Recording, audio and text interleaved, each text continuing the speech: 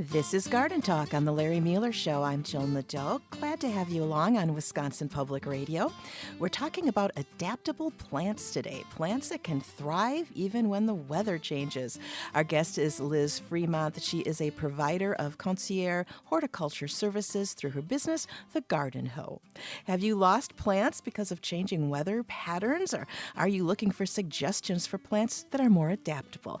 Be part of the conversation. Give us a call, 800-642-1234. And of course, you can send an email. That address is talk@wpr.org. Liz, thanks so much for being with us. Oh, thank you so much for having me back on. You bet. Always a pleasure when I get to talk with you. I'm sure our listeners feel the same way.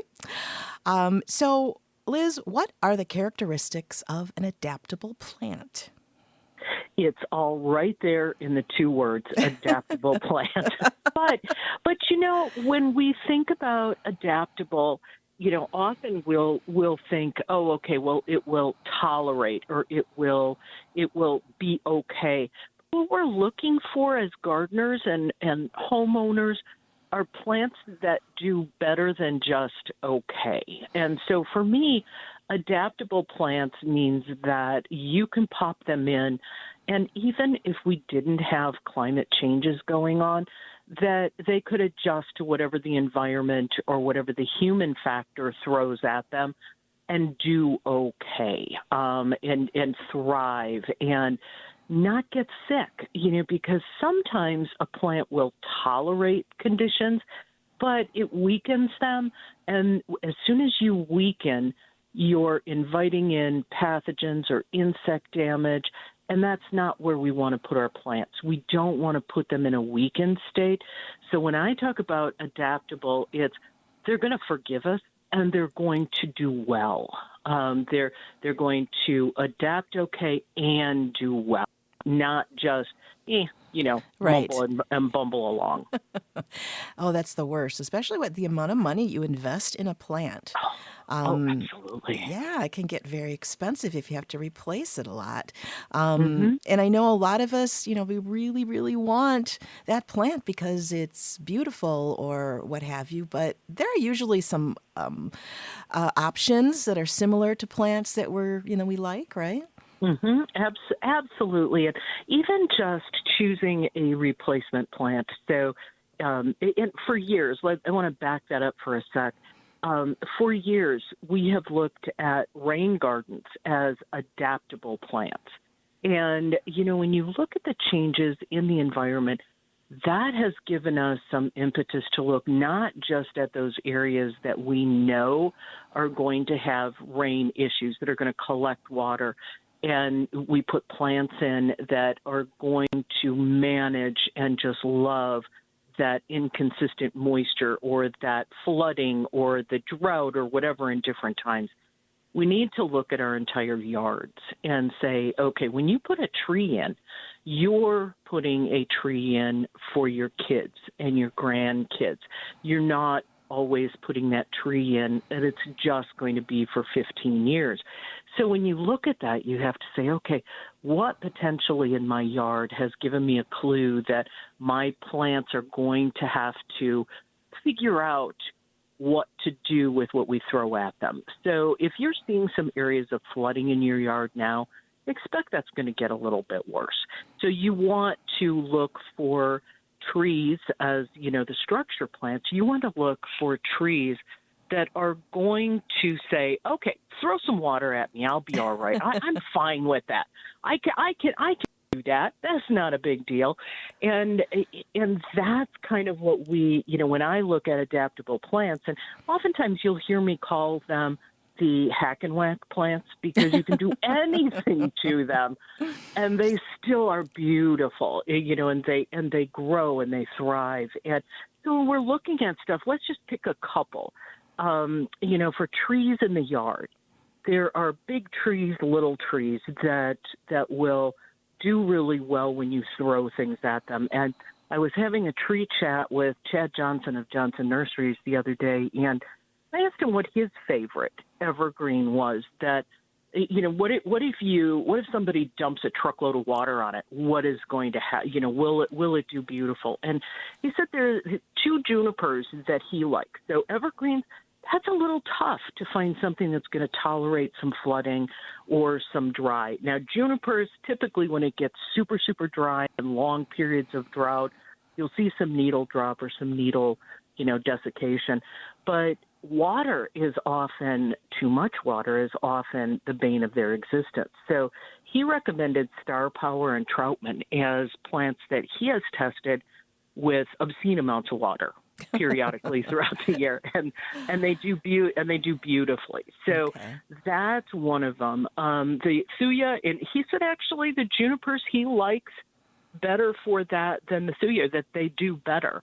So when you're looking at thuya, which is the arborvitae, for us around here, with anybody who's got deer pressures, it's the placata, that does really well. The deer have adapted to eating that in some areas, i.e. my yard, but they do resist that in some other areas. So those are two evergreens that will tolerate that water that shows up periodically.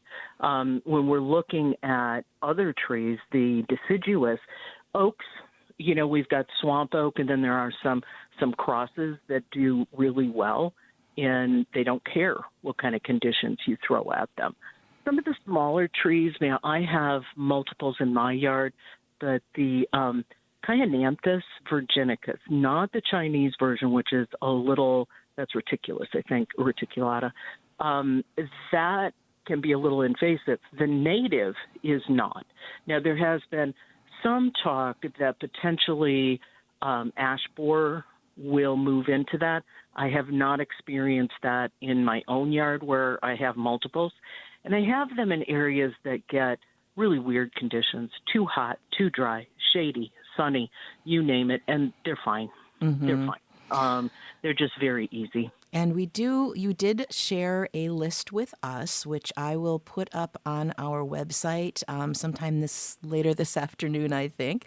So don't even try to write these down because don't, because I gave the scientific spellings on those, so you get the exact ones we're talking about. Yes. Yeah, so don't try and write them down. So just basically, you copy and paste and put it in your search engine, and that one will come up for you. So you'll know what you're looking for, right? Exactly. Yeah. Now, there are some, like magnolia. I have magnolia down on the list as just magnolia. Pick and choose for your conditions Right. because there are some that are a little more drought tolerant. So if you have a yard that you think, if you experienced drought issues last year, don't worry, you'll experience them again this year if you were missing it. So if you have plants that need to go into those types of areas, you can choose from a wider range of what is available. And oftentimes people don't take magnolias seriously as they should around here as a quality plant, most definitely. Yeah, I mean, they're beautiful, even when the blooms are gone. But we still tend to think of magnolias as a southern tree, don't we? We do. And, we have to get past, and as I age, it gets more important. Stop thinking about what happened when I was young, Right. because the environment changes, and we are seeing changing conditions, zonal change, all of that. And so for the last gazillion years, when I go down south to see friends and or clients, I bring plants back and I trial them. I have killed so many plants figuring out what does and doesn't work. And, for everybody out there who's gardening, that's okay, other than it hits the checkbook. Right. In that case, it's not quite as pleasant. But when you're trying to figure out what does work from zones outside of where you live, oftentimes you can be surprised. One of the biggest surprises for me in my yard was Calicanthus, which is a Carolina sweet shrub. And I've had that in my yard for about 18 years, 20 years. And I started bringing cultivars up from Georgia that should not have survived at all. And they've done beautifully. And when you're down in their range, their kind of native range, and they're native plants for us that you can see them on everything from bottomlands to uplands. And so if you can see those growing in a native area and they're surviving under conditions that are either too much or too little, you probably be okay. Yeah, that's definitely adaptable for sure. Speaking of native plants, that's a good place to start, isn't it, for adaptable plants? Oh, absolutely. And, I don't discount the non-natives, but having a beautiful, beautiful environment that we do in Wisconsin, we have got a lot of beautiful plants to choose from. And, we often forget that things like hibiscus are native for us. And so when we're looking at, people can take a look at the plant list, but as we kind of go down and look through some of these natives that will do really well under whatever conditions we throw at them, there's things that will surprise people. The aronia, baptisia, there's so many wonderful, wonderful things. Buttonbush, which is a cephalanthus, that is a beautifully adaptable shrub that can go in standing water or very well drained. I have it in everything from shade to sun. And it just does really, really well. In other conditions, if it's got plenty of moisture and the right amount of sun, it will be kind of a compact, heavily branched shrub. When you put it into conditions that are not, quote unquote, ideal according to a book, then it will be a little bit more open. The branches will reach out, but it's still a beautiful shrub. And it is a hack and whack. You can cut it back very hard every year, and it will come back just beautifully, not as quickly as a hydrangea, but it will sprout and get nice 6-8 foot growth on it in 1 year if you cut it back. So, and there's things like that where the natural adaptability is wonderful, and we just have to realize that they're out there, and we need to figure out how to. Sure. Vern called to suggest the Trees book in the Time Life Encyclopedia of Gardening, which was published back in 1972. He says the book says that white oaks don't survive where there is a lot of water. If that book says that, I don't know what the research is out there between 1970 and now. That's an awful lot of research. Yeah. But the swamp oak is, it's in the name, is it not? Yep. And so everything within that category of trees, if there is a difference within that species and it's a named cultivar, and it says it will tolerate the water, that's what it does. Okay. And that's the research out there. And it's like you and me. You may tolerate the heat better than I do. We're still humans. Right. And it's the same thing with plants. And it really, a lot depends on, and you'll hear this from Dr. Joel, and you'll hear it from other people, other specialists, that, it depends on where the plants come from also.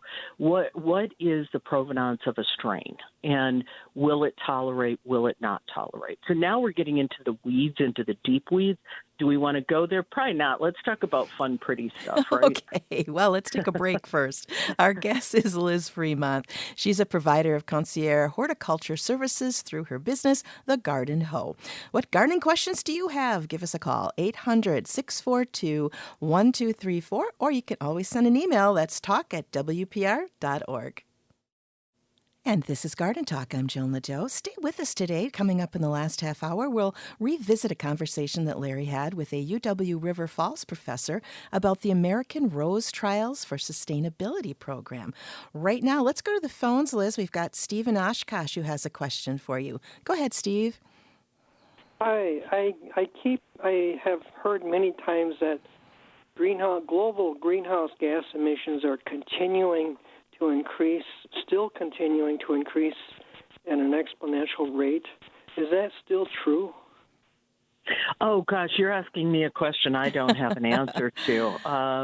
I'm going to guess that would be more of the science the weather people that Larry has on periodically. But we have not, as a civilization, done enough to bring that down. So my guess is going to be, it probably is increasing. What it is, that, again, question for somebody with a little bit more experience and knowledge in that area. Yeah, that's right. And I think probably the weather guys would probably a good one to talk to about that. They're on the last Monday of the month if you want to catch them. Let's go to Robert in Madison next. Go right ahead. Hello. I have some rose bushes that don't seem to grow on the south side of my property. pH is great on the soil. I'm wondering if I don't have enough drainage. Do you dig down at all to the roots to see what the soil around those roots is like? Oh, okay. I can do that. Yeah, I would. What kind of roses are they, first of all? I'm not sure. We've tried so many different varieties and brand names and things of that nature. Okay. Are they shrub roses, tea roses, floribundas? I think they're shrub roses. Okay. Shrub roses, if you find one that loves your site, then you're golden, of course, but you're still searching. What I would suggest is possibly hitting the Rose Society pages. They have recommendations for some that will do well.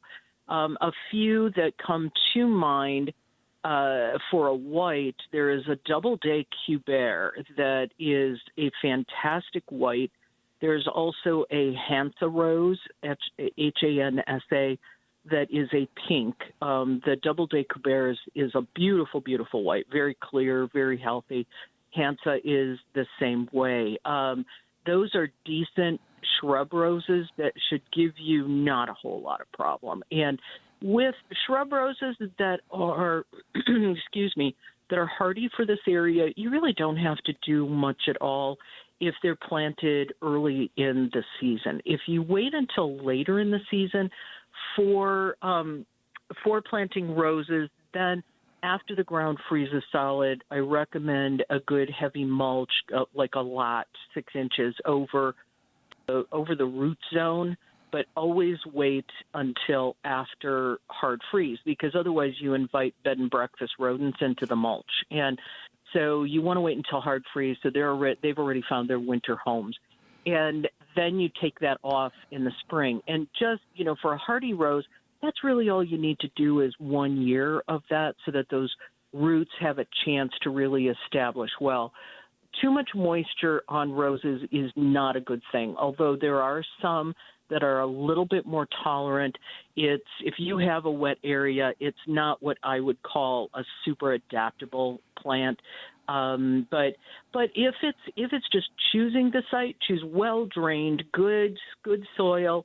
You want a decent fertilizer on that, and just go and get a rose fertilizer. That's really what you should put on it.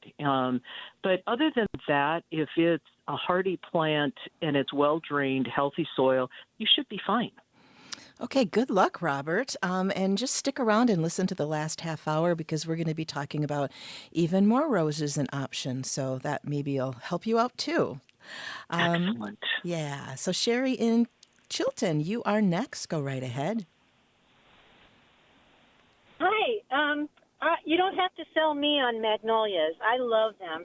And I have a wedding ring magnolia that blooms in early May. And we always get a late frost that knocks all the blooms off before they're really done. But I was in Gurnee, Illinois, and saw a magnolia that was blooming in late August or early September. And I wondered if you knew what variety. I don't off the top of my head, but, it's funny because I was thinking about that just the other day, thinking I will dig that out and Oh, I'll you send it to. actually, Liz, you actually, you cut out there for a second. So if you want to go Oh, back to what you were thinking about. I was thinking about the late blooming magnolia myself, and I want one for my yard. And so what I will do is I will find that cultivar name, unless one of the listeners has got it on the top of their head, and I will send it to Jill so that she can post it up with the list. Okay, that sounds like a great idea because I may want one myself. So thank you, Sherry. I They're really abs- they're appreciate that. they're absolutely beautiful, and I saw one maybe 3-4 years ago at Ebert's in Exonia. They had one in their tree area. I don't know if that's something that they carry regularly or not, but did happen to see it when I was wandering through and thought I should buy that, and then I didn't. There you go. There you go. Well, that happens to be extremely close to my house and very, very easy for me to check out. So I may have to do that. I planted a yellow blooming magnolia. Absolutely fell in love with it. And for some reason last year it just died and all the leaves fell off. So I am really not too confident that it's coming back this year. So I may have to replace it. So, well, one thing to look for when you're buying a magnolia, and this is across the board for a plant that you want to put in your yard, own root. And so if you can find own root plants, then that is perfect, because a lot of them will actually be grafted, and they'll be grafted onto heavy, really wonderfully growing rootstock, so that the top has a chance to do whatever it's going to do. We have beautiful magnolias that are own root. So if they die back without taking the root out, like in my yard, I've got a magnolia that is maybe about a foot high, and it's 8 years old because the deer keep eating it off. and yet it keeps coming back. Mm-hmm. And I know it's going to, if they ever leave it alone and stop tearing my fencing down, that thing will be exactly what I bought, because it's an own root magnolia. And nice. so we have had breeders in this state who have been doing wonderful work on own root magnolias. So that's what you want to look for with something like that. And with a yellow flowering, it may be own root. Butterflies, they did not graft later on in the production. So you may be okay. I'm a wait and see. Yeah, me too. Yeah, especially because we do invest a lot in our plants, that if there is a chance that it will come back, I will patiently wait and take my tea out there and watch it every morning. Yes, I have so many that the rabbits just decimated. And then the next spring, there they are coming up nice and full again. So you never know. You never know. Yeah. So, all right. Well, thank you, Sherry. So we were talking about shrubs. What are some more of the ones that you would recommend for adaptability? Well, yeah, I have to say that there are a couple non-natives, and don't get excited, people. I love natives and non-natives, but there's one that I mention frequently, and there is a really good reason for it, and it's Anabelia mosinensis, and it is from Europe. It is the most fragrant shrub in the spring garden. And it is one that flowers on old wood, so you prune it right after it flowers to keep it under control. Right now, one of them in my yard, I'm growing to see exactly how big can I get this. And it's at about 9 feet right now. But if you clip it back hard after it flowers, it stays within about the 3 to 4, 5 foot range, but it has beautiful arching branches. It has clusters of flowers that they're reminiscent of a viburnum bloom. And this is such a low care shrub that you don't have to do a darn thing to it, other than if you want to control the height and width, that you can prune it out a bit. I do know that Jung had some in their catalog last year, and they're even starting to come out with some selection/cultivars of this, and it is well worth shrub. It spreads out. Okay. Oh, ways. we just But lost you again. I don't know what's but going it, on with our connection today, but we're getting some dropouts. So, um, oh no. yeah, maybe when next break we can recall, and maybe that will help. I'm really not Okay. sure, but I looked up that the shrub you're talking about, Abelia, and it's called Sweet Emotion, I believe, is That might be the cultivar on it. yeah, Yeah. yeah. Yeah. It's And beautiful, beautiful. it's such an easy shrub to grow. And that one has been super adaptable. It started out in full sun. It's gone to almost like 3/4 shade at this point, and it has not missed a beat. Nice. Yeah, I love the way Yeah. it looks. It's got that kind of weeping feeling to it, like a bridal hmm veil or something like that. So, Yeah, really pretty arching hmm branches. yeah. The other shrub that's a non-native that I like that looks horrible in a container. No one wants to buy it because it looks disgusting in a container. Is Colquitzia, Colquitzia Dreamcatcher, and Colquitzia Pink Cloud has been out there for a number of years, and they're kind of rougher, coarser-looking shrubs. But the flower in the spring is fantastic. I like Dreamcatcher because it is a beautiful orange pink leaf color when it comes out. It's got a little bit of red along the outside edge, yellowy, lime green. It's got all of this stuff going on. The flowers are pink and they're tubular. They are absolutely wonderful. Not a fragrant shrub, but it is really a very pretty shrub. Another one that after it flowers, you can hack it back to keep it under control. That's another one. I've got 2 or 3 of them in the yard. We'll see what survived this winter. And one of them easily, when I left it alone, got up to 8 feet, but cut it back, and in a couple of years, it comes back just beautifully. And it also has a somewhat vase shape to it. It's more of, I wouldn't put it next to the front door. I would put it out in the yard, but the leaf color stays really nice and vibrant. And I've got one in full sun and one in almost complete shade. Gets a little bit of morning light, and the color is fantastic on them. The flowering is fantastic. It's, again, one of those where you can move it around, you can play with it, you can not water it ever, and it does beautifully. I love those. Yeah, and it's beautiful. Again, I looked it up, and it's Colquitzia? Colquitzia, Yeah, yeah. with a Yeah, K. and again, if you see that in a container at a garden center or whatever, you'd look at it and go, "Oh my God, is that on sale?" Because it is not a good container plant. It's a great in the ground plant, but it doesn't look good in the container. Don't let that fool you. It's an absolutely fantastic shrub.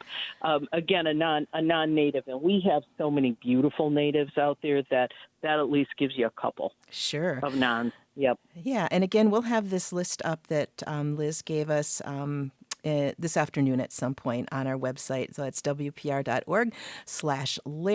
and go to today's show, and you will see a link there. So you can get these all for yourself. And let's talk about some perennials. My favorite. I love perennials. Oh, and there's so many wonderful perennials out there. What are any of your favorites on my list? Oh, for sure. Asters. I love asters. And iris, of course. Any kind of lavender. Hostas, because I've got lots of trees and they just, they work under there with ferns. Yeah. So, yeah. Phlox. Yeah. Phlox people don't tend to think are adaptable, but there are so many choices within the whole family of phlox that you can get everything from low woodland plants to tall garden phlox. The peacock series, the white of the peacock series, I honestly cannot believe how adaptable that one has been. It went from full sun to full shade, and I lost a few of the plants, but no mildew and beautiful clear flowers, the whole thing. So they are a bit more adaptable than we give them credit to. Phlox are known for powdery mildew on the leaves, so there are some out there that are not quite as good. Jenna comes out, it's spelled like Gina.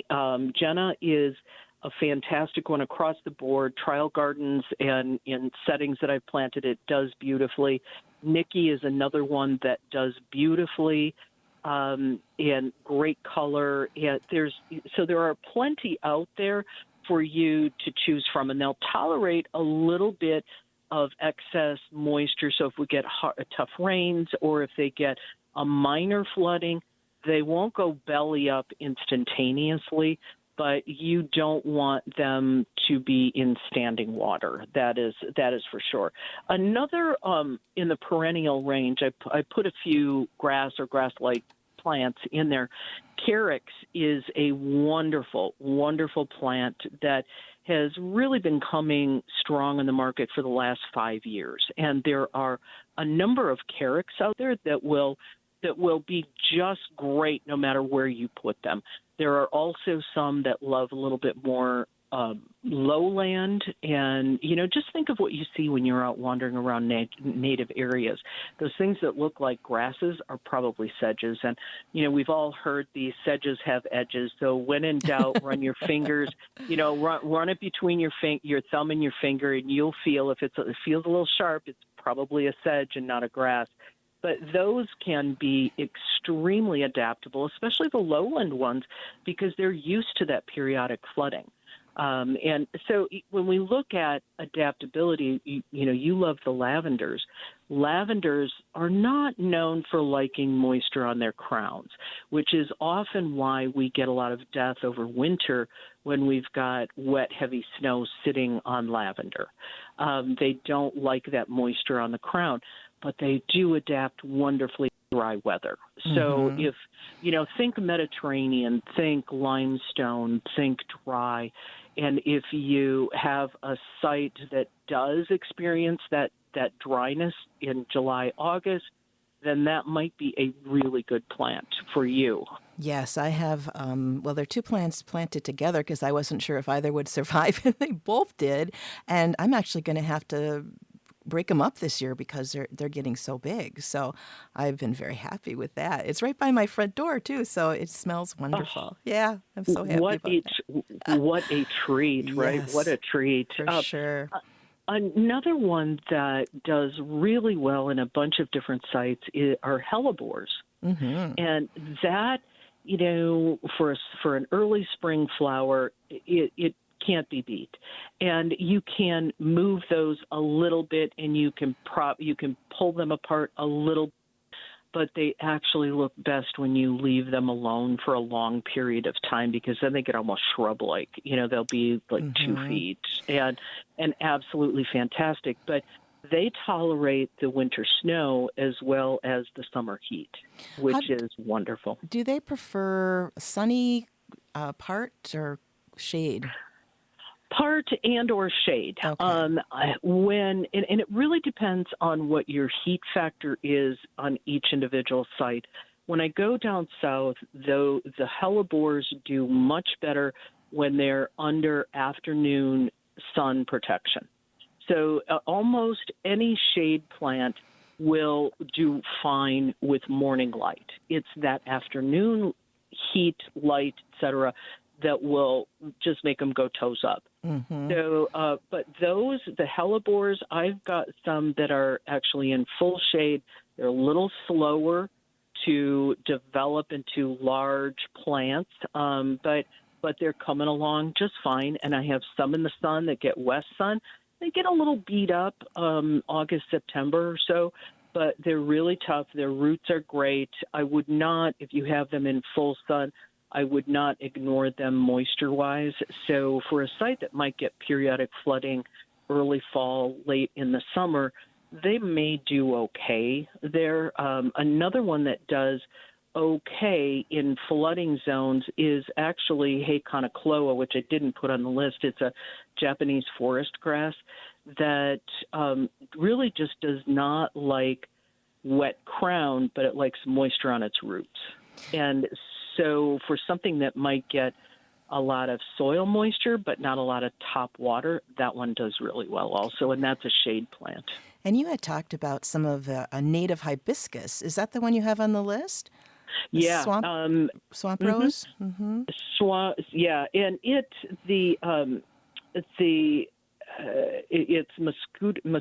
mosquitoes, so it's hibiscus mosquitoes, and that is a big flowering native hibiscus, and those you can grow in standing water, and they will be fine. I don't, I've seen them actually at Ball Seed where they put them into the ponds and have them growing. So the big flowering will take an awful lot of moisture. They'll also take an upland setting also. So it's one that will just kind of swing whichever way you need it to go. Yeah, and it's beautiful too. If you like those big tropical looking blossoms, they're gorgeous. So I just feel bad when you buy a patio hibiscus and then, it's you can't keep it outside. It'll die.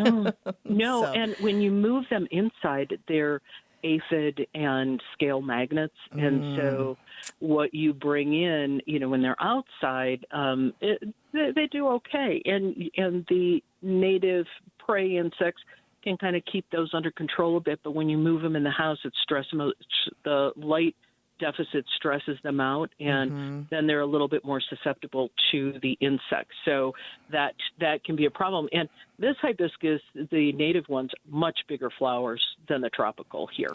are they? Bigger. Wow, Yeah, that's much bigger. amazing. Yeah, they can be almost dinner plate size on some of the developed cultivars. The native will be about the size of a salad plate. Okay, that's pretty big. So really quite delightful. And there is some lovely breeding work being done on them and selection work to find those with different qualities on the flowers. Okay. And the plant structure itself. So upright, a little bit more out there, some with an eye, some with clear, solid color. So they're coming. Wonderful. Our guest today is Liz Freemuth. She is a provider of concierge horticultural services through her business, The Garden Hoe. What gardening questions do you have? Give us a call, 800-642-1234, or send an email to talk@wpr.org. This is Garden Talk. I'm Jill Nadeau. Join us again on Monday at 11.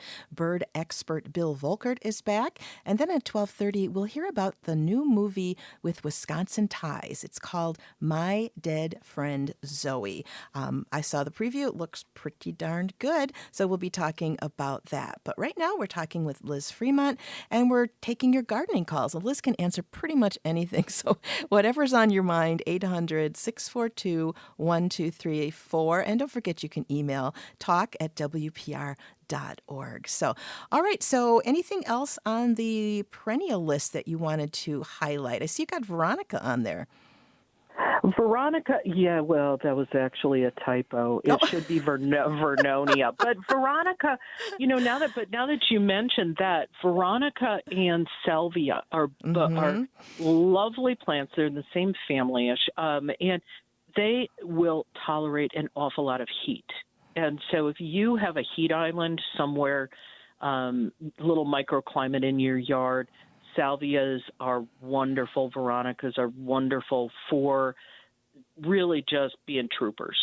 They will need a little bit of water. So if you have a droughty area, you'll see some of the tips die back. You'll see some of the leaves die back, but they don't go away. The plants themselves do not go away, and it doesn't weaken them tremendously. So there are wonderful, wonderful plants in that family. The autocorrect, which made it Veronica, I typed in Vernonia, and Vernonia is a beautiful native that you can get. The species will oftentimes get up to 7 feet tall.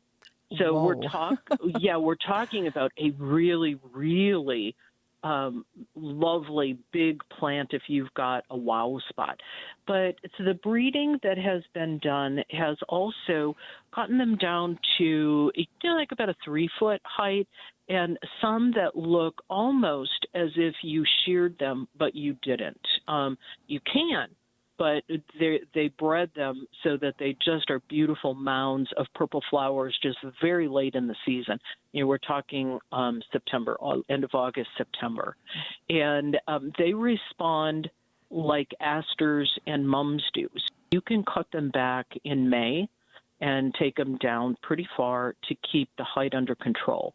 So if somebody did put in a Vernonia thinking that they were going to have a nice controlled little plant and it's 6 feet tall, you can give it a couple of whacks, and about the same time you do mums and asters, and it does the same thing. You get extra branching and you get extra flowers on it. It will kick the flowering back a couple of weeks generally, but some of those that are lovely and controlled would be summer swan song, and then also Iron Cross is a little bit shorter. So you're looking at about 3 to 4 or 5 feet on those, but they're wonderful. They die back every year. The cleanup is so easy. You just kind of snap them off at the ground late spring, early to late spring, and you're done. Boom, there you go. Nice. I like those kind of things like that. Exactly. And, the other ones that we don't typically expect to be really adaptable is, we kind of forget about it too, is helenium, which can be called sneezeweed. They're more in the yellow to reds colors, and they have that almost daisy-like, small, multiple petals, bigger head. Beautiful, beautiful breeding being done on that. That one is phenomenally tolerant of moist areas, and it will do fine in the heat. It's another one of those that you can cut off earlier in the season. Same time you do all of these. You go out, you do your asters, your Vernonia, your helenium. And what time would that be, Liz? Because you didn't share that. May. Okay. May. And thank you for reminding me. Sure. Yeah, I got to tell you when to do it. You can start as soon as the growth gets up to about 10 inches to a foot, then you want to start kind of cutting them back. If you're like me and go, oh no, I forgot to do that, you can do it in June. You don't want to go past roughly the middle to the end of June. At this point in our state, when you get up a little bit further north, you can push that envelope a little bit more towards the 4th of July. But if you wait too long, then if we get cold weather early in the fall, you may lose the buds. But for the most part, these fall flowering are cold tolerant also. So it's not that we get a little bit of cool weather and they're going to go belly up. They don't. They survive well. Yeah, some of the new colors on those heleniums are amazingly beautiful. Mm-hmm. Yeah. They are. And it's a plant that if you don't know you're looking for it, you aren't going to see it, because it is not one of those super popular out in the garden centers, et cetera. It's got almost an aster-like stem on it for look, and so that can be kind of meh in the pot also. Yeah. Don't discount something that looks kind of meh in the pot as long as it looks healthy. Right, exactly. We have a caller online here. Carol in Green Bay. What can we help you with?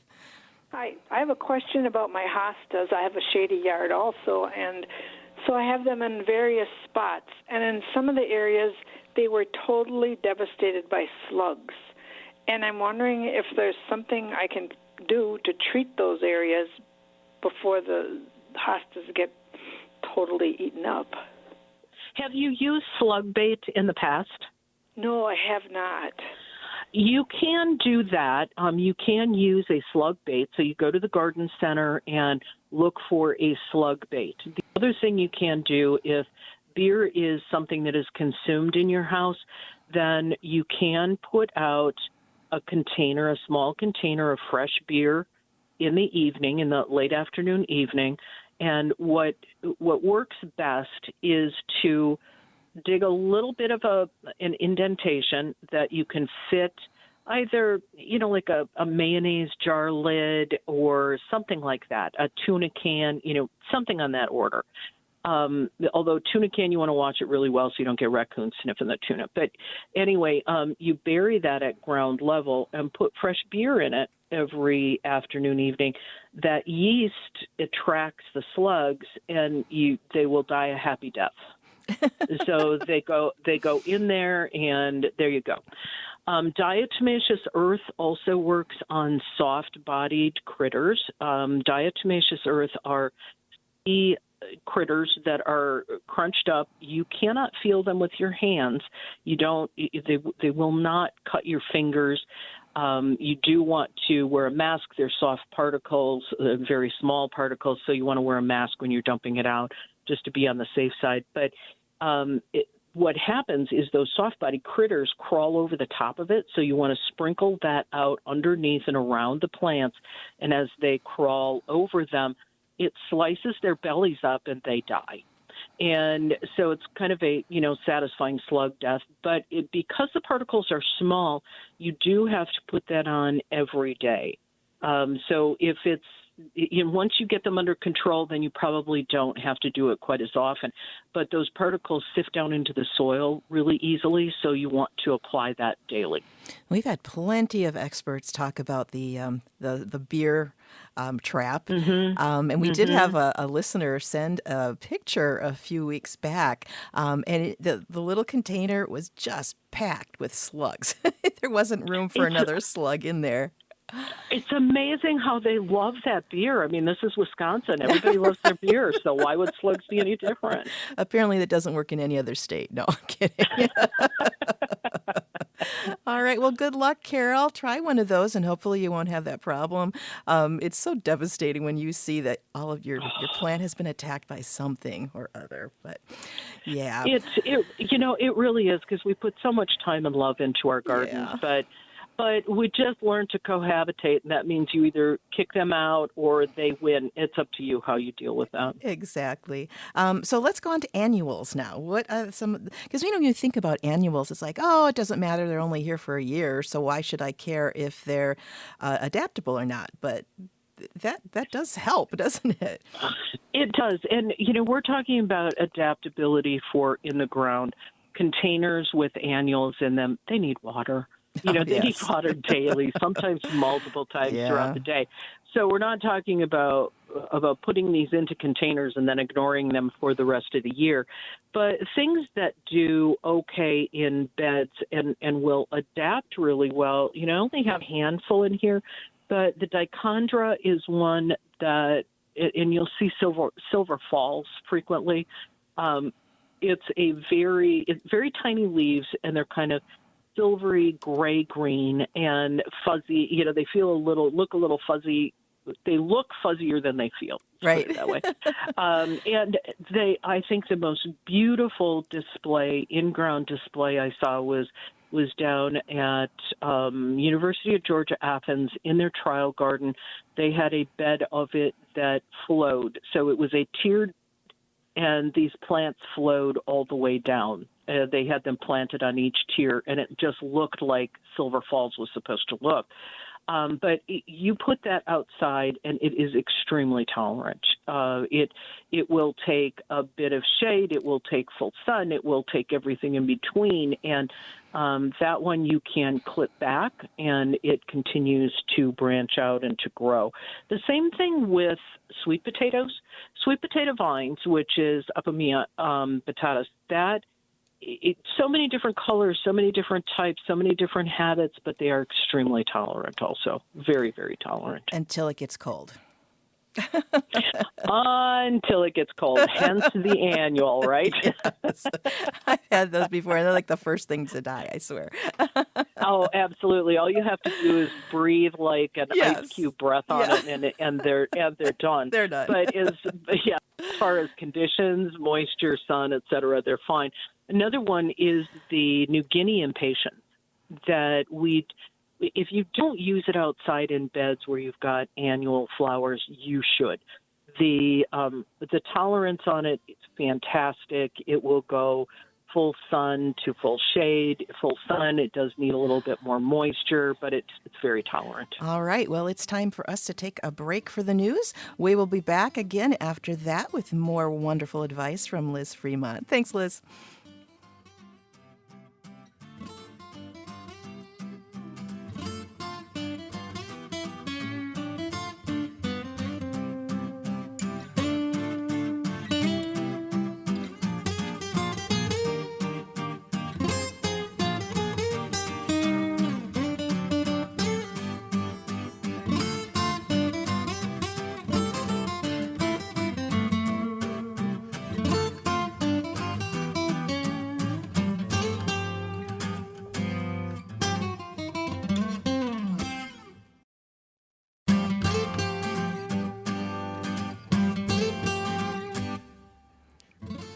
This is Garden Talk on Wisconsin Public Radio. I'm Jill Nadeau. Thanks for joining us today. Our guest is gardening expert Liz Fremont. She is a provider of concierge horticulture services through her business, The Garden Hoe, and she's happy to help you with any of your gardening questions. So give us a call, 800-642-1234, or send an email to talk@wpr.org. Liz, we had an email pertaining to our slugs discussion. Katie emailed to say that her mother used to use a half a grapefruit rind left over from breakfast. She put her beer for the slug control in the garden using that, and it's, of course, biodegradable. What a great idea. That is a fantastic idea. I love what people come up with. It is so wonderful. I do too. Well, we had gotten to our annuals before we broke for news, and we talked about a couple of them. Do you have any more that you'd like to mention? Well, I think that there's a lot of annuals out there that will tolerate many things, but geraniums, to not forget some of our old standards, they've been around forever for a reason. They do really, really well. And there are many plants. Calibrachoa is one that I did not put on the list. We know it as million bells. That as a landscape plant, that and wave petunias are very, very tolerant, except for drought. And you will find that on most of the annuals, that they'll tolerate a little bit of, maybe a little bit too much moisture as long as it's not standing. So if we get heavy rains and the soil is wet, they're usually fine. Most annuals, unless they are made for in-water, are not going to respond extremely well. So my list on annuals is a little short because of that. And because I know that these will do okay. Violas are one, pansies, Johnny jump-ups, et cetera, that will tolerate almost anything you throw at them. You can put snow on top of them when they're flowering, and they'll be fine. So there is a wide range of acceptance of conditions in violas, definitely. I had sedums in as an quote-unquote annual. We have so many good perennial sedums that it should be in the perennial list as well, because there are those that, like the wider leafed sedums that look almost like cacti. Those are not hardy for us, but they do beautifully out in the landscape as an annual. So the pancake leaf type sedums, and those will do beautifully. They'll tolerate an awful lot of heat and dry before they go belly up. Too much moisture, not so much. So again, it's understanding which way do you need this plant to adapt. Some like Helenium will go both ways and do okay, from the perennial list. But annuals, that level is a little bit smaller. And I was going to ask you about sedum, like our taller fall blooming ones like Autumn Joy. I always have a problem with them getting too lanky and falling over. Should we cut those down at some point? Well, either that, or you can go to some of the new breeding, which has gotten rid of the too tall and floppy habit that Autumn Joy will typically exhibit for 90% of the population out there. So there are an awful lot of wonderful sedums that are a little bit shorter. There's a Dazzle series that is maybe about 8 to 10 inches tall. And there's Dazzle Berry. There's a bunch of, I have found those to be extremely forgiving. And not only just forgiving, but they continue to thrive and flower and do really well. If you're looking for a sedum that has a flower stem so that you can cut it, because they do make the flowers on sedum make great cut flowers. So in that case, if they get a little floppy, the ones that you already have in your yard, just say, okay, you know what? This is an opportunity for me to bring cut flowers in the house, and cut them off, pop them in a vase, and they stay for quite a while. But when you're looking at replacing, then look at something that, if you like the habit and it does well in your yard of Autumn Joy, pick something that it comes from that breeding line. And there is a fantastic sedum grower just over the border in Hebron, Illinois. His name is Brent Horvath, and his company is called Intrinsic Perennials. And he does a wonderful job of selecting either plants from other breeders or selecting and breeding his own. And he even has a book out on sedums. Wonderful guy, lovely, lovely man. Beautiful nursery. It is a wholesale nursery, so it's not open to the public.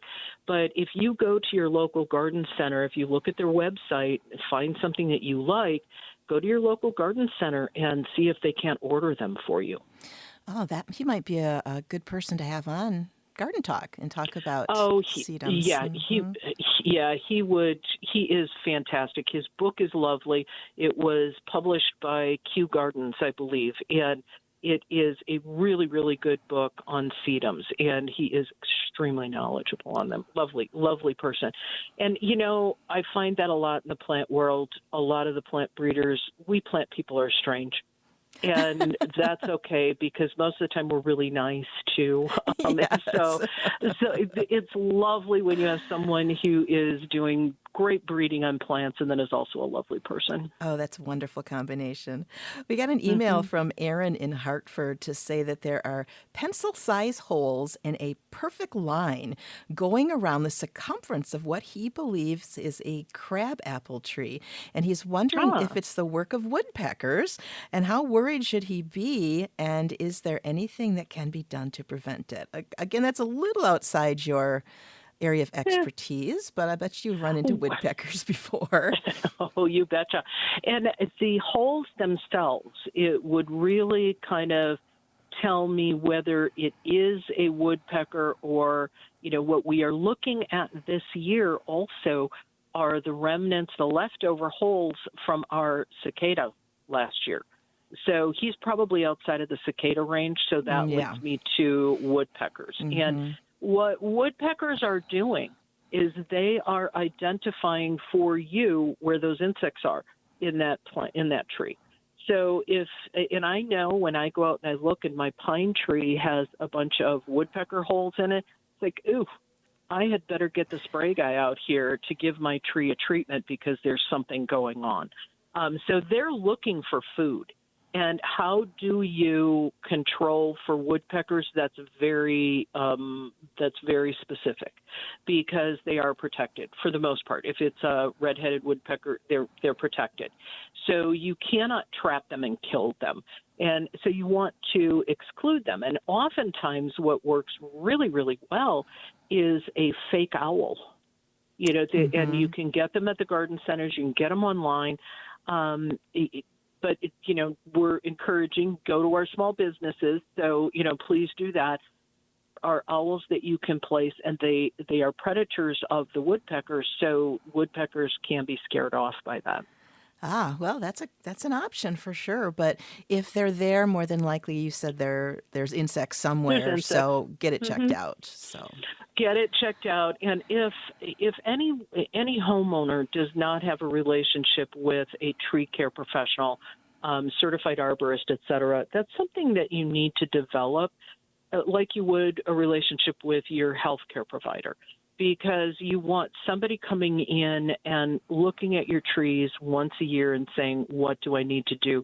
What's the level of importance? And you don't want to be caught behind the eight ball on this. So develop a relationship before you need it. If you have a tree, you probably need an arborist at some point. And in this case, yes, it would be, if you've got holes, you've got woodpeckers, let's see what's going on. Yeah, he did send a picture, which I just received here, and there are, oh my gosh, so many holes, and they're all on the line going straight up. It kind of looks like me trying to find a 2x4 in my wall. I didn't know where it was. But we're talking about, 15 to 10 holes, and they're really close together, and it's going all the way around. But How big are the holes? It's Can you hard tell? to tell. They look fairly small, but Does it look as though they're somewhat connected? yes. Okay, that to me says cicada damage. Oh. And with the 17-year cicadas last year, that if he was in a region that gets cicadas, we will see an awful lot of that this year. And you really can't do anything about it. What the cicadas do is they land on an appropriate branch for them, and they lay their eggs in a line. And it almost looks, once those holes heal over, it almost looks like they're like a line of holes.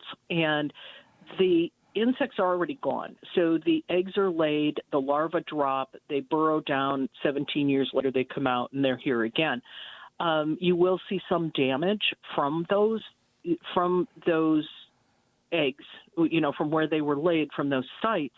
But unless it's a branch that was fairly thin, I don't expect a lot of damage. I don't expect a lot of breakage. And what we get is sometimes if it's a smaller branch, just that process of laying the eggs in there and those coming out will weaken that branch enough that a good strong wind will break it off. And this is the actual trunk of the tree. Trunk? Yeah. And if it's a trunk of the tree, especially if it's cicada damage, and they typically will go for something that's a little bit softer. So it may not be what we're talking, what his experience is right now. But for those out there that will have this, and they will, if you had cicadas anywhere around, you will see this on your plant material, that really the branches can break and fall off, or it can cause enough destruction of the internal system that the end of the branch just ceases to function well, and that branch will die off, or you'll have to cut it off. Most of the time, cicadas laying eggs do not kill a plant, not unless it's a young plant and it's a main trunk and that tissue is soft enough for them to go in and lay their eggs, or desirable enough for them to lay their eggs. Is that going to be a problem? Now, when you're talking about a diameter of an inch or two, I don't know that you're going to see an awful lot. If it was a lot of eggs, that may weaken it enough that a good stiff wind will break it off. But they don't do anything to the health of it other than branch breaking. Yeah, looking at this picture, it he said it goes all the way around. I would think that it's definitely susceptible to wind coming through. Breakage. But, here's a thought, Erin, is that you can send that picture to PJ Leash at the entomology lab at UW, and he'll probably be able to tell you right away if it is cicadas or something else. So that would be my suggestion. So anytime you have holes going like that in a very distinct pattern, it is going to be insect related at some point, whether those insects are in the interior or whether they were on the outside poking it in, one or the other. Jeff and Barry Mills called to suggest that it is caused by a yellow-bellied sapsucker, which they do also, but there's so much of it. I can't see a little bird doing that, but who knows? It'll be interesting to find out. You do need to check anytime you think that it is a bird or an animal. I mean, woodchucks are protected. Woodpeckers are protected. So you don't want to violate federal law to control a critter. And if you're not comfortable with any type of critter control, whether it's insect, animal, bird, whatever it is, call a wildlife specialist and have them come in and help you. An arborist, if it's a tree, take advantage of the UW labs because they're fabulous. And get some help. Okay, sounds good. We had another email from Merritt in Wausau. They had cut down their ash trees last year, and now they're looking to fill in the space with some small, fast-growing tree. It's part sun to full sun. Any suggestions, Liz? I don't know what the conditions are up there. And I would say take a look at. There's a couple of ways to approach this. There are wonderful, lovely trees. As I had said before, I love the fringe tree. It's a smaller tree. It's not particularly fast growing. It can be a single stem or it can be a multi-stem depending on what kind you buy, but that is a really good tree. Another one that I love and will grow up by Wausau is a heptacodium.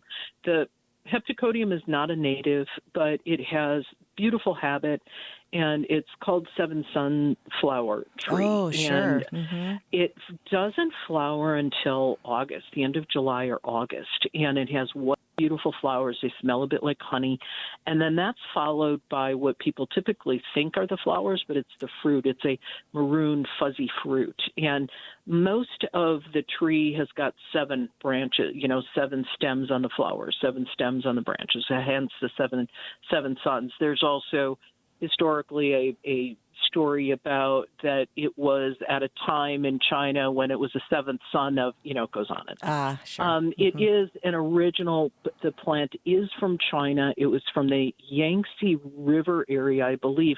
And they have these seeds, they have dated them back 3 million years. And they've gone from upland to lowland to all over. I don't find them invasive here. It can get to be about 15 to 20 feet tall. I find them to be extremely tolerant. I have them in shade, full sun, wet area, dry area, and they do just well. The bark is reminiscent of more trees that you find down south, like a crepe myrtle. So it's got a very pale bark, and it does get striations on it that are beautiful. They can be in blues and greens. Otherwise, it's kind of a paley blonde wood sort of color, and the bark slightly exfoliating. Can be a bit messy to trim, but if you leave them alone, they're just fine also.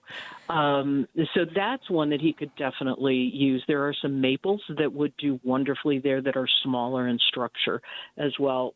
Magnolias, we're getting close to the outside range, but we do have quite a few that are 4 that are good in zone 4, so we might find something there. If it's a wet area, you may try willows, a salix of some sort, and always oaks. There are smaller selections of oaks also. Oh, yes. And we can't forget the musselwoods. The musselwood, which I is on my list.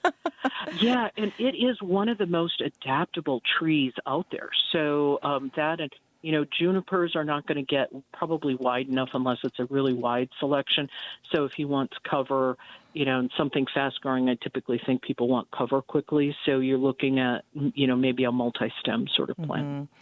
Musselwood has a really interesting outside the bark area, isn't it? It's very distinctive. Yep. I think a lot of times we forget about what it looks like when all the leaves are off.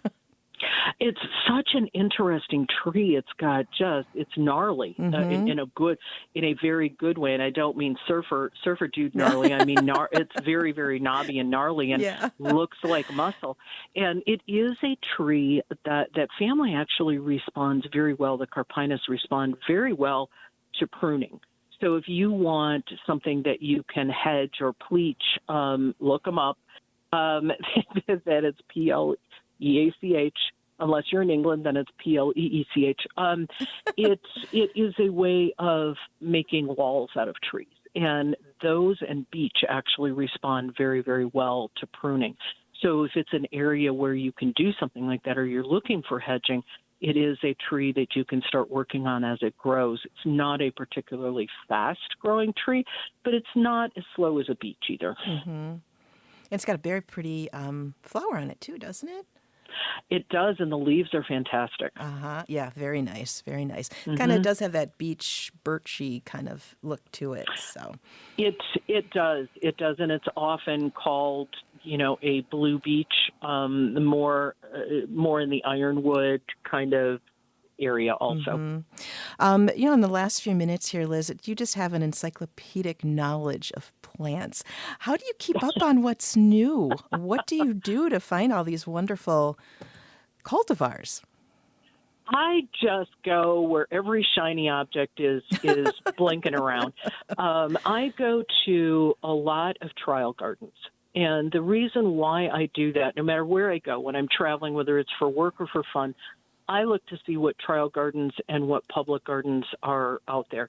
And I do a run through at different times of the year. And it's just amazing. I mean, trial gardens, whether it's in Madison or whether it's in Texas or, Georgia, wherever it happens to be, they're going to do side by side on these plants.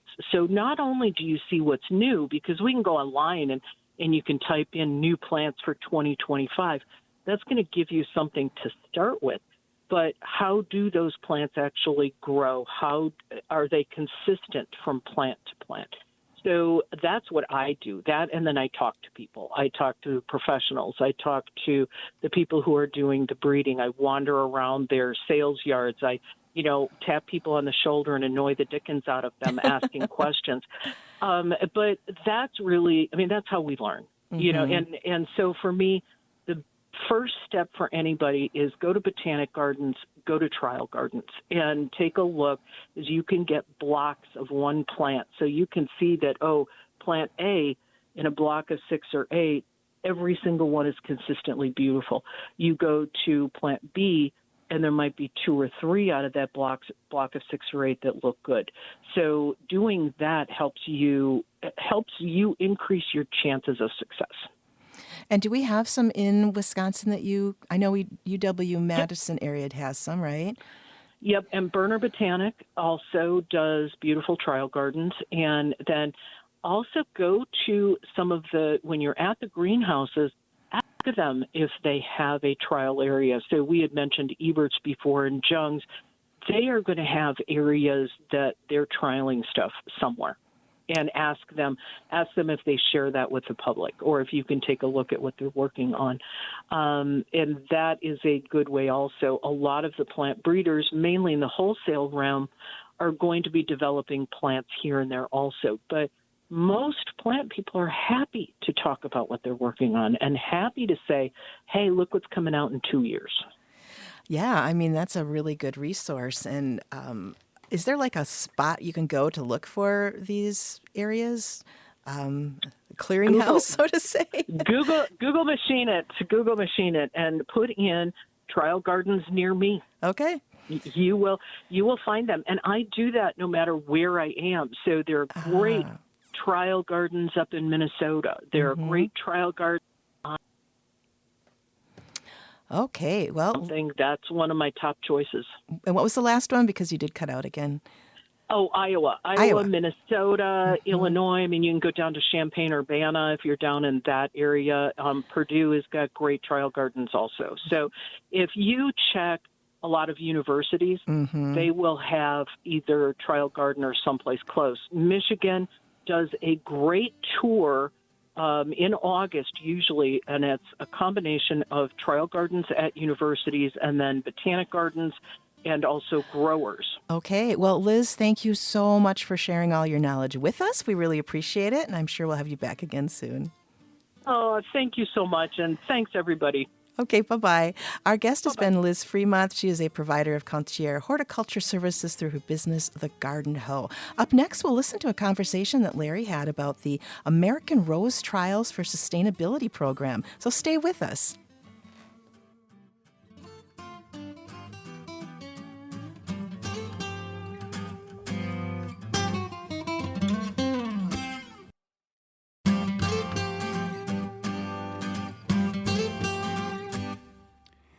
Well, roses are a beautiful addition to almost any garden, but some varieties can be difficult to grow. And up next, we're going to be talking about work that's being done to make roses more sustainable. Larry Mueller here for Garden Talk, and great to have David Zlizak back to talk with us. He's a professor of horticulture in the Plant and Earth Science Department at UW River Falls, is involved in the American Rose Trials for Sustainability program. And we're going to find out more about it. David Zlizak, welcome back. Good to have you with us. Thank you so much, Larry. It's great to be back with you and the listeners. You are involved in the American Rose Trials for Sustainability program. Tell us about that program. Yeah, I'd love to. So it's short. or the short name is ARTS, the ARTS program, to make it simpler. So in 2012, the All America Rose Selection Program, which used to be the premier national trial, disbanded. It started in 1938 and it was industry led, and roses were trialed across the country, and winner takes all, the best above average rose everywhere is what a lot of marketing dollars was put behind.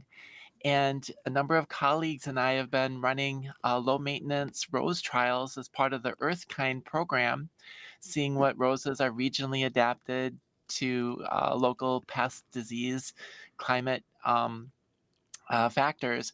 And so, with the disbanding of All America Rose Selection and them maybe being a little slow to the gate in terms of not spraying their test roses with fungicides early enough because people want low maintenance roses.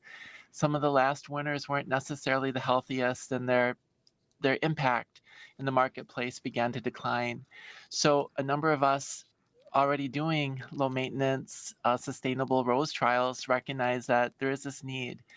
And we took core components of our more extensive scientific long-term trialing process and created a shorter term 2-year trial and have trial sites across the country. And instead of a winner take all approach, which doesn't make sense because the same plant doesn't do well everywhere with all the different crops that we love to grow, that we have regional awards. And the regions that we use for the roses is what ecologists use, a Köppen climate system, which takes into account not only temperature, but precipitation, which is important for a lot of the diseases and insects and those pressures. So we use a Köppen climate system that a lot of gardeners may be less familiar with than the USDA cold hardiness zones, but it's more representative, it's more informative than the USDA cold hardiness zones. So we have regional award-winning roses, and the message ultimately is these roses were grown without preventative fungicides, insecticides. They were monitored monthly throughout the growing season for 2 years, and they're compared with market standards. So we know year by year the climate can be different. We're getting a lot of rain this year. So we always plant two leading market standard roses, double knockout and sunrise sunset, and any trial rose that scores equal or better at the end of the 2-year process earns an award. And so homeowners, landscapers can have confidence that given basic plant care, these roses should be highly likely to be successful in our gardens. Well, it seems like a great way to go about it. And we have the zones or sites here. We have a couple of zones, I guess you could call it. I hate to use the term zone. I don't think you're using zone as a term, but maybe you are.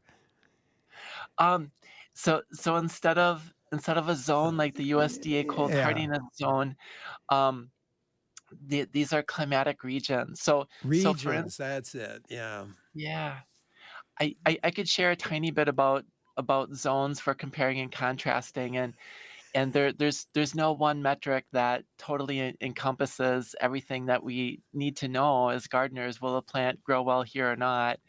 But the cold hardiness zone map has been useful for us because cold is often a major factor that leads to plant injury. But I'd love for people to think about plant injury over winter from this perspective. As we go from August to September to October, plants harden off. And what does that mean? That means that they're able to tolerate colder and colder temperatures before they're injured. And then plants are able to tolerate the coldest temperature throughout the year, typically in mid January. That's when they're the most hardened off. And then they begin to deacclimate, tolerating warmer and warmer temperatures before there's injury until spring. So we have this curve at which what's the minimum temperature that they could still survive? It gets lower and lower to mid January, and then they come back out. Anytime the actual temperature falls below that curve, we have plant injury. And we could have a lot of plant injury in the fall and in the spring with temperatures that aren't super cold from our perspective, but they fall below what the plant can tolerate. So with climatic up and downs that we're experiencing, especially in the fall and the spring, that could be when our plants get the most injury. Actually, we ultimately, for our region, need plants that go to bed early, sleep soundly, and wake up late. Um, so that's at least my perspective towards cold hardiness zones. I take less stock in them than other people, but the Köppen climate system, which takes into account not only temperature but also moisture, is really important. Climate specialists, conservationists have used it for years, knowing that those factors impact disease and insect pressure too. Well, according to the maps on the American Rose Trials for Sustainability program, the website, which I think is a good one, and if you're interested in roses, you ought to be paying attention to the site. We have Wisconsin divided into the humid, cool summer group and the humid, hot summer group. And I think the humid, cold summer group, does that take up the most? Yeah, that takes up, I think, about 3/4 of the state almost.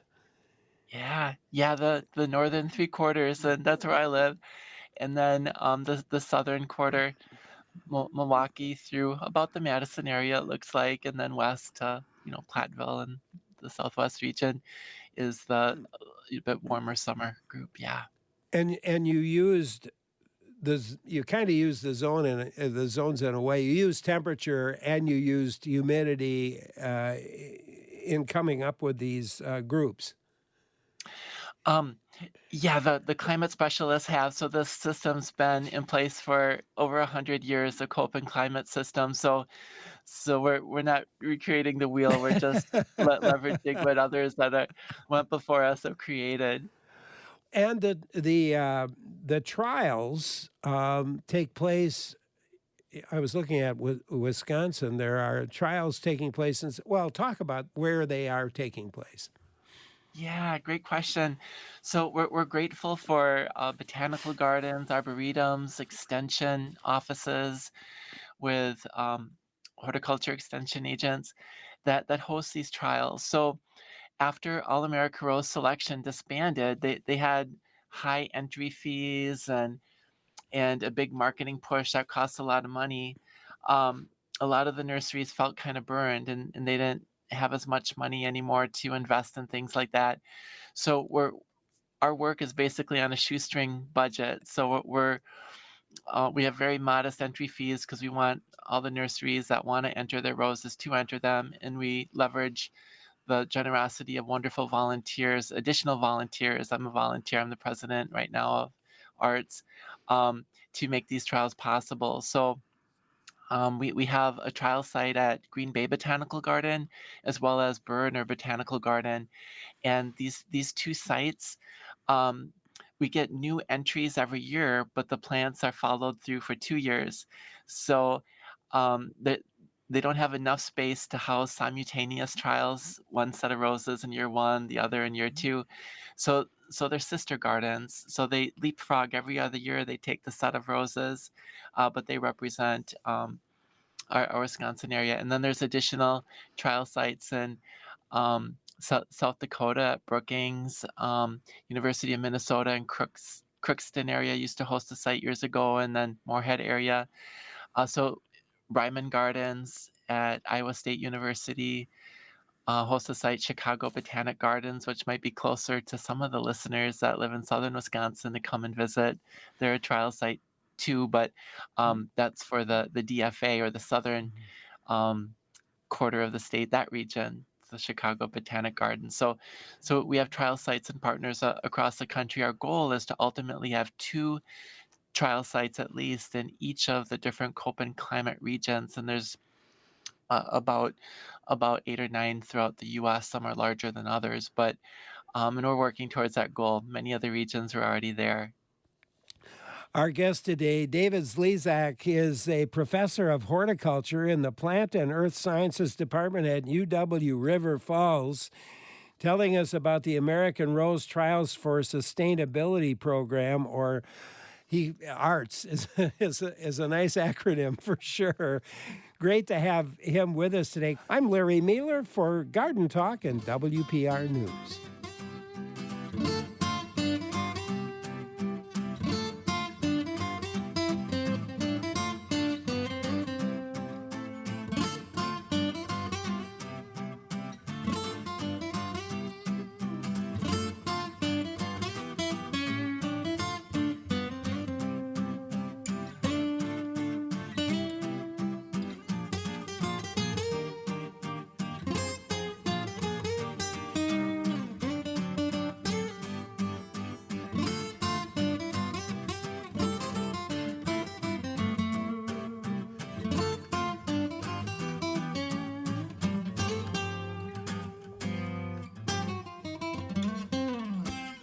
You come to WPR News for trustworthy reporting, thought-provoking conversations, and laugh-out-loud entertainment. Thank you to the tens of thousands of donors who provide the largest source of support for WPR programs.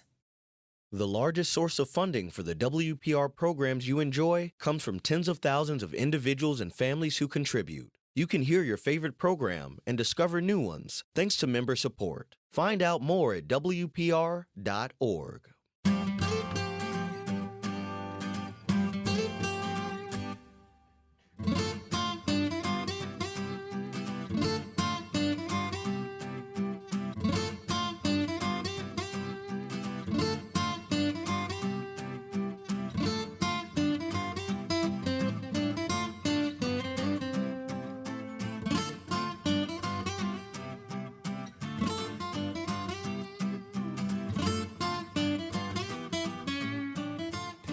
Right now, we're talking with David Zlezak, who is a professor of horticulture in the Plant and Earth Science Department at UW River Falls.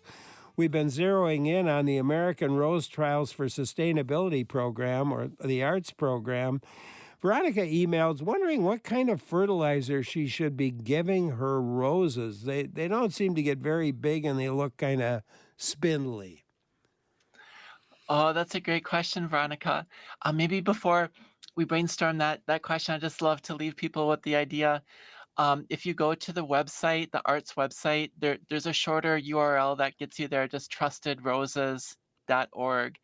And one of the top links that you could click on is the map, and then you can see which region that you're in, and then click on the square to the left associated with that region, and you can see a list of all the winning roses for your region. So that's a really easy, nice resource to go to. So for fertilizer, what I love to do, and I'll share a quick little story, is always starting with a soil test is really wise. Maybe about 30 years ago when I was in college, moved the roses. My family, my parents moved when I was in college, and I dug up the garden and moved it. And after a couple years, the roses just weren't growing as well at the new place. And I was, throwing fertilizer at them, well balanced fertilizers, everything, and they were still, kind of suffering. And then I broke down and mailed in a soil sample, and all I needed was potassium, and I put some muriate of potash down, and things were fine. So, in, I know sometimes it's people just want a quick fix and just do something and have it over with, but just a quick soil test and knowing what your soil has, what you need, would be really helpful.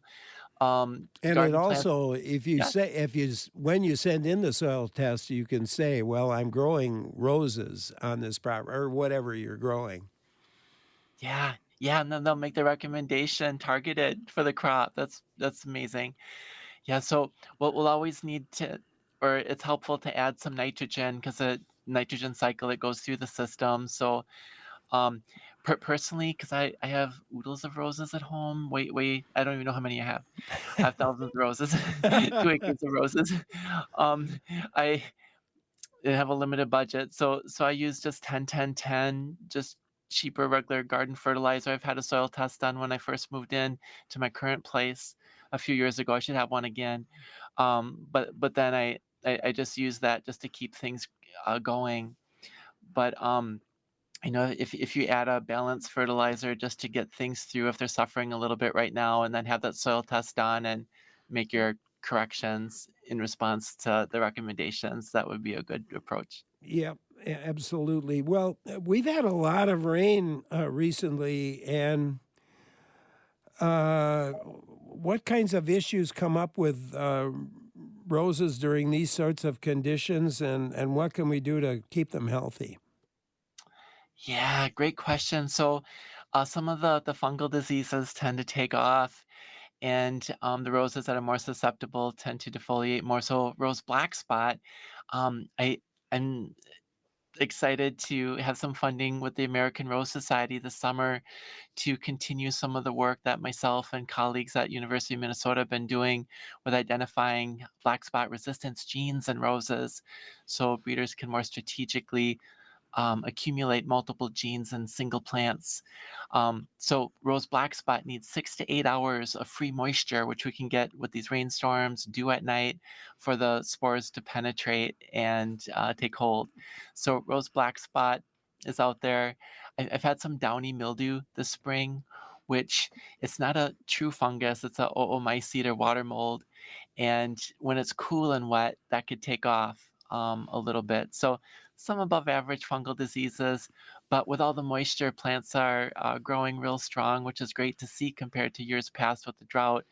So even though there's some disease building a bit, it's just great to see plants really growing quick and being happy again. Yeah, for sure.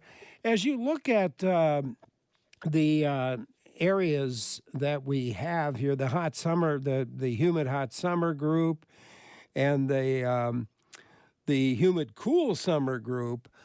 Do you have some, maybe take a look at some of your favorite roses from those areas and talk about those roses and in those conditions? Yeah, that's a great question. So myself, I grew up in the Milwaukee area, and when I was a kid, I loved gardening and science. And Will Rattler, who's the breeder of the knockout roses, when I was 13, I wrote to him, and he wrote back to me and got me started breeding roses. At that point, I thought, I could grow anything. The big, gorgeous hybrid tea roses. I'll spray them. I'll insulate them for winter. And then when they still got disease, and I still lost some from winter, I realized sustainable roses are important. And so over the years here, the good, hardy, faithful roses that tend to hold up in old farm sites and places, especially, still capture my attention. Some of those faithful ones are Therese Bounet, which came out in the 1950s. Um, Hardy to the tip through most all the state. It has a little bit of our native Rosa blanda in it, fragrant, red tinted canes during the winter, just like our native Rosa blanda. So that's a good one. Frau Dagmar Hestrop, the older Gosa, beautiful mounded plant habit, healthy foliage, big hips, big single soft pink blooms. Those are faithful ones. A lot of the Agriculture Canada roses bred by Dr. Felicitas Veda, named after North American explorers. Many of those are still holding up and doing well. Um, I I've been breeding roses mainly in a limited capacity over the years, just at home, and a lot of my breeding is to create interesting hybrids and bring unique genetics together for the pathology work that I do. But one of those seedlings that came out above and beyond is basically like a explorer climber, but in a apricot kind of orange colored bud. So it brings warm colors into a big hardy, cane hardy climber like a William Baffin, which is pink. Um, there's some wonderful newer roses. So through Bailey's Oscar Peterson, which was bred up in Morden, Manitoba, it won a arts award. Is a good faithful rose that's a creamy white and lots of buds. Pretty winter hardy, maybe a little bit of powdery mildew at times, but not bad. Otherwise, very healthy. Campfire, beautiful range of colors. It's also from Agriculture Canada and Morden, Manitoba. So those are just a few of the many that I just adore. So when you say you're doing this at home under limited conditions, what does it take to get involved? What do you do when in this whole process of breeding? Yeah, great question. Um, So I make control crosses. I collect anthers before they release their pollen and store them in little film canisters, let them dry, and then I cap them and freeze them. I could store them for over a year that way, and then I'll pull out the little capsules with who I want to be the daddy for the day and go out there and emasculate um, some of the female blooms and put the pollen of who I want to be the dad and mark them. I have lots of plant stands in my walkout basement, so I start lots of new seedlings every spring and get them planted out in the garden and just see what they do. You have these families of seedlings, and everyone's different, even though they're full siblings, just like our families. And then I learn about them and see which ones inherited more disease resistance, more hardiness, different colors. I'm more concerned about a hardy, healthy plant first, and then hopefully see if they're pretty after that. But so I have a lot of hardy monsters at home that may be mediocre for floral quality. But this process isn't just 1 year. This must take some time, to develop. Yeah, it's a way of life. I've been breeding roses for over 35 years now, so it's always fun to just keep learning and then eventually there's something unique and with colleagues we try to figure out, okay, this rose has unique disease resistance. What's up with that? What genes are behind that? So it makes it really rewarding and fun. And your whole I want to go back and make sure that people are familiar with this American Rose Trials for Sustainability program. Again, this is something that I think is really valuable for anybody who's interested in growing roses. So go over again what people can get from this. Yeah, great question. So ultimately, our goal is to provide recommendations of roses that do well in each of the regions based on objective scientific data collection. So the trials are open to any breeder nursery to enter their roses, and how awards are given is really straightforward and transparent. If the entry score is equal or greater than the average of our two trial market standard roses that are planted in every planting, double knockout and sunrise sunset, it earns an award. Um, so the goal then is, with basic plant care, you'll be highly likely to be successful with these roses. And if no rose meets that standard this year, none win for that region. If 5 of them win, great, they all get awards. So it's fair for all the nurseries, and any deserving rose is honored. And is there a way for people to identify? I mean, they go to trustedroses.org, and they'll find the roses. Yeah. Yep. So with all these different nurseries and their branding programs and what they want to have on their labels and tags, we share with them a logo that they could put on their tags. A lot of them don't because they have their own marketing or they don't want to take Yeah. extra space, and not every rose is a winner, so they don't want to. Oh well, people will see. Well, this one's not a winner, but we still want to sell it. Um, so so the best thing to do is just go to our website and see what varieties are the best for your region and look for them. And why the heck do roses have thorns? Oh, Dennis that's a wants to know. yeah. That's a great question. Yeah, the rabbits chew right through them sometimes, don't they? And the deer, so they're not 100% effective. Um, yeah, I don't know. Well, they probably grew that way so that the rabbits couldn't get at them so much. But David, it's been a pleasure talking to you today. Thank you so much, and we'll visit again. Thank you, David. David Zlezak, professor of horticulture in the Plant and Earth Sciences Department at UW River Falls. Thanks to him, and thanks to our whole team. Producers, Clara Neipert, Joel Patnaud, technical directors, Lee Rayburn and Jeff Robbins, and our executive director, Jill Nadeau. I'm Larry Mueller. For Garden Talk, on WPR News. Thank you for listening. Stay with us. Lots more in store.